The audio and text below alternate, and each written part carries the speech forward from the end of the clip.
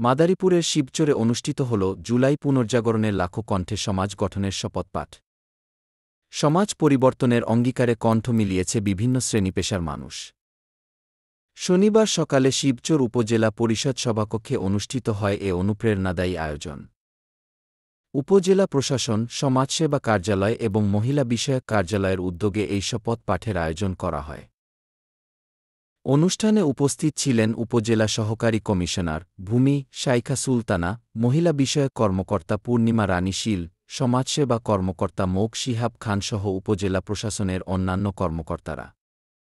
এছাড়াও শপথ পাঠে অংশ নেন উপজেলার বিভিন্ন শিক্ষা প্রতিষ্ঠানের শিক্ষার্থী, জুলাই আন্দোলনের শহীদ পরিবারের সদস্য এবং আহত শিক্ষার্থীরা।